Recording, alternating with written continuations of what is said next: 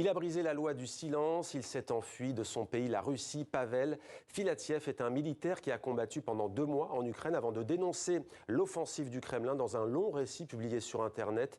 Il demande aujourd'hui l'asile politique en France. Bonsoir Pavel Filatiev, soyez le bienvenu sur TV5 Monde. Merci beaucoup d'être avec nous. Vous êtes arrivé donc dimanche à Paris via la Tunisie. Vous êtes ici accompagné de votre avocate Kamalia Metieva. Bonsoir, soyez la bienvenue également sur TV5 Monde. Première question, Pavel Filatiev. Il ne s'agit pas de la guerre en Ukraine à laquelle vous avez participé. Vous avez 34 ans.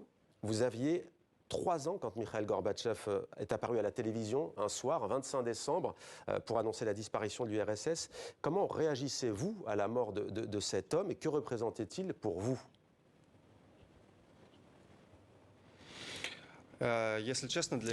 Honnêtement, je n'ai pas une grande...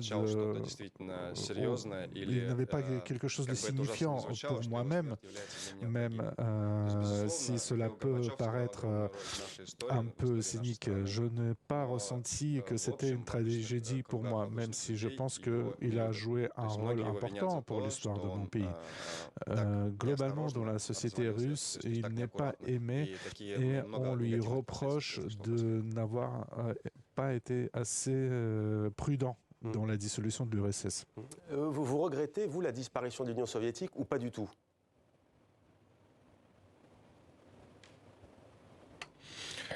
Je ne pense pas qu'il est nécessaire de regretter des événements historiques. Ce qui a eu lieu, il n'est plus possible de revenir dessus. L'Union soviétique a été dissoute parce qu'il ne pouvait plus continuer à fonctionner, c'est tout. Voilà donc pour cette réaction. Maintenant, on va parler de votre sort. Vous êtes arrivé en France, je le disais, via la Tunisie. Est-ce que vous êtes soulagé aujourd'hui d'être dans ce pays ? Oui, bien sûr, ce n'est même pas un soulagement, c'est même une certaine excitation. J'ai toujours rêvé de visiter Paris, j'aurais jamais imaginé que c'est de cette manière-là que se déroulerait ma première visite en arrivant et demandant l'asile ici en France. Alors, vous avez combattu 2 mois en Ukraine, vous avez participé à cette guerre qui continue. Est-ce que vous pouvez nous dire ce soir dans quelle région, quel a été votre rôle et qu'avez-vous fait exactement dans ce conflit ?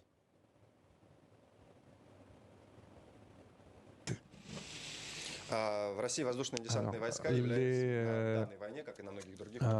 troupes aéroportées sont des troupes d'attaque, donc nous étions toujours en avant-garde. Notre but, c'était de prendre contrôle de sites stratégiques.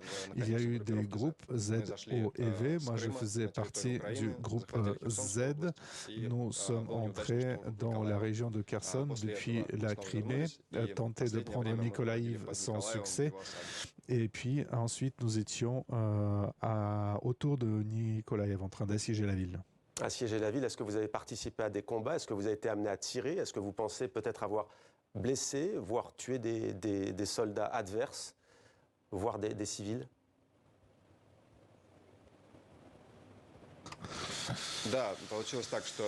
Oui, ce qui est arrivé, moi, j'étais en première ligne, mais il est difficile de comprendre pour quelqu'un qui ne connaît pas comment ça marche.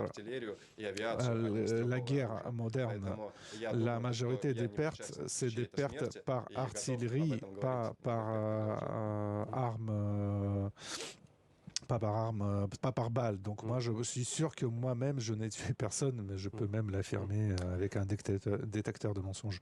On a entendu plusieurs soldats russes dire « Je ne sais pas ce que je fais ici, je n'étais même pas au courant d'être là ». Vous, est-ce que vous saviez, lorsque la Russie a envahi ce pays, est-ce que vous saviez où vous étiez, ce que vous faisiez, pourquoi, quelle était votre mission, votre but de guerre ? Et contre qui vous vous battiez également ? J'ai toujours cité l'exemple suivant. Il y a beaucoup de très bonnes lois en Russie, mais ces lois souvent ne sont pas respectées. C'est ce qui se passe dans l'armée également. Normalement, selon la loi, nous devrions recevoir des informations sur l'objectif de notre mission. Nous n'avons rien reçu. Nous nous sommes retrouvés à la frontière et en plein combat sans être prévenus. Donc l'adrénaline ne nous laissait pas le temps temps de nous poser des questions. La seule chose que je savais, c'est que j'étais en Ukraine. Mais personne ne nous a expliqué nos objectifs. Et d'ailleurs, le terme opération militaire spéciale, je l'ai appris en étant rentré. Je ne savais pas que ça s'appelait pas une guerre, que ça s'appelait une opération spéciale.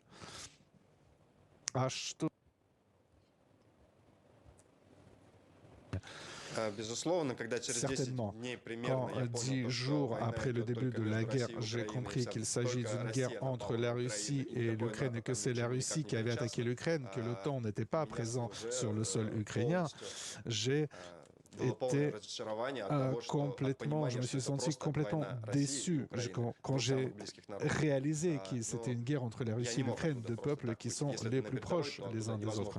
Mais le problème, c'est que quand tu te trouves sur le front, c'est impossible de juste décider de partir. Mais pour dire aux troupes de partir, est-ce qu'on leur a inculqué l'adversité de l'OTAN en leur disant vous allez en Ukraine, mais c'est l'OTAN que vous combattez? Est-ce que vous aviez le sentiment de combattre un adversaire qui est l'OTAN? Oui, malheureusement, c'est un discours de propagande qui est entendu dans l'armée russe. On nous dit toujours que la menace principale vient de l'OTAN et même maintenant dans les médias on explique les raisons de cette attaque par la menace de l'OTAN, que l'Ukraine allait intégrer l'OTAN et que c'était un grand problème pour nous. Moi je pense que c'est des mensonges, j'y ai jamais cru. Et quand je me suis rendu compte que je suis participant de cette guerre entre nos deux pays, au début j'ai pensé que l'OTAN s'était allié à l'Ukraine pour nous attaquer. On nous parlait tout le temps de mercenaires étrangers. Je sais qu'ils existent, mais on parlait comme si c'était quelque chose d'omniprésent. En fait, c'est un faible pourcentage. Est-ce que vous auriez été d'accord pour vous battre contre l'OTAN? Oui ou non?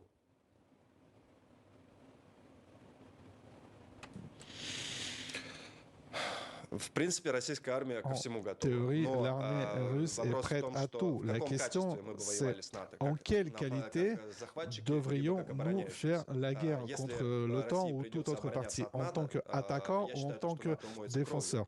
Je pense que si c'est un pays étranger, un pays de l'OTAN qui a attaqué la Russie, je pense que ça aurait été un bain de sang. Mais je ne veux pas que la Russie attaque quelconque pays de l'OTAN. Alors, on en vient maintenant à ce qui s'est passé ensuite. Après 2 mois sur le front, vous êtes évacué en raison d'une infection à l'œil, hospitalisé à Sébastopol en Crimée, région annexée par la Russie. Vous tentez de démissionner pour des raisons de santé, mais votre hiérarchie vous en empêche.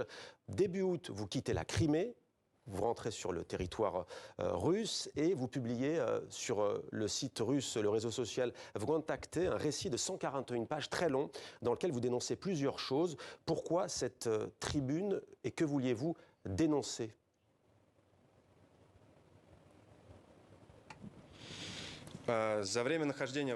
Pendant que j'étais à cette guerre, je savais dès le début que c'est la décision la plus stupide qui aurait pu être prise, la guerre de la Russie contre l'Ukraine. Je n'ai jamais pu croire avant que notre gouvernement allait prendre une telle décision. Quand j'étais sur le front, je n'ai pas jeté mes armes, je n'ai pas fui, je savais ce qui se passait. Et quand je suis rentré à la zone de combat, j'ai commencé à dire que les médias officiels mentent à tout le temps sur ce qui se passe en Ukraine. Moi, ce que je voulais, c'était raconter la vérité à mes concitoyens, raconter ce que j'avais vu de mes propres yeux. Je voulais leur ouvrir les yeux, les faire comprendre ce qui est en train de se passer réellement sur le terrain en Ukraine. Sur le terrain en Ukraine. Alors dans cette tribune, vous écrivez « Nous n'avions pas le droit moral d'attaquer un autre pays, qui plus est le peuple qui nous est le plus proche ». Vous parlez aussi de l'état des troupes russes, et là c'est assez édifiant. Racontez-nous dans quel état combattent les soldats russes aujourd'hui en Ukraine.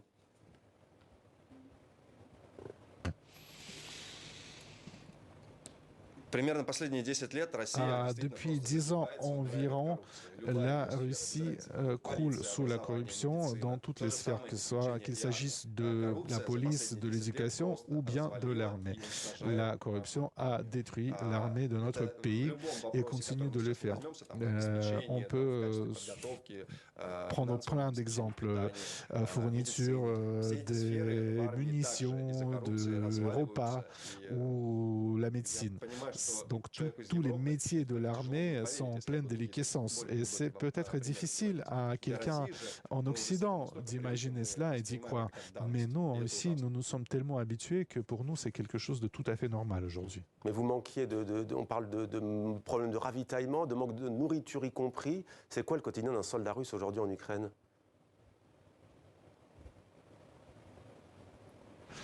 Je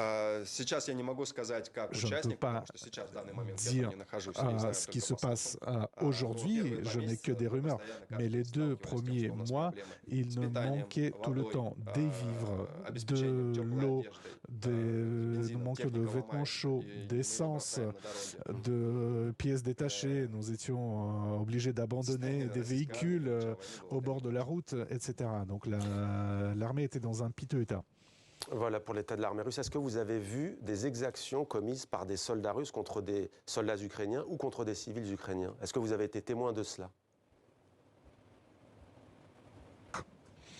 Oui, j'ai raconté dans mon livre que la pire des choses que j'ai pu observer en ce qui concerne mon propre régiment, c'est un soldat qui a frappé un prisonnier.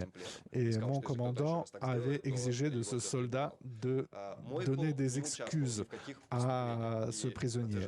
Mon régiment n'a pas participé à des exactions ou à des crimes de guerre. Et moi, je peux témoigner devant n'importe qui sous serment.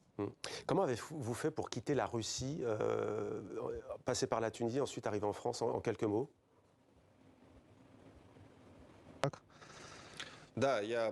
Exactement. J'étais en Tunisie et c'est de là que je suis parti en France. J'ai été beaucoup aidé par une association qui s'appelle Goulagou.net qui est basée en France. Sans leur aide, je n'aurais jamais pu quitter la Russie. Vous vous considérez comment aujourd'hui? Comme un déserteur ou comme un objecteur de conscience ou comme un lanceur d'alerte?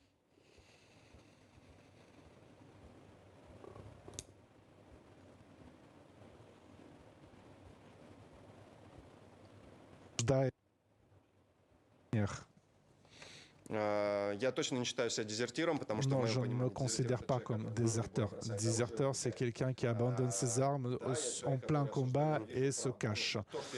Moi, ce que je fais, c'est plus lancer l'alerte. J'ai vu la corruption, j'ai vu la désorganisation, la déliquescence, et je sais que la seule chose qui est vraie, c'est la destruction de villes ukrainiennes. Et j'essaie de le raconter à mes concitoyens en faisant des entretiens, en écrivant des textes, etc. Parce que si cela continue, la situation en Russie ne va que s'empirer. Alors je m'adresse maintenant pour finir à votre avocate, Kamalia Metieva. Votre client a rencontré des agents de l'Office français de protection des réfugiés et apatrides, vous confirmez. Que demande-t-il aujourd'hui? L'asile politique en France, et dites-nous juridiquement, que risque-t-il à la fois de la part des autorités russes et en France, comment ça va se passer? Absolument. Nous allons maintenant demander un asile dans un très court délai. Nous disposons d'un délai de 8 jours pour déposer une demande d'asile politique.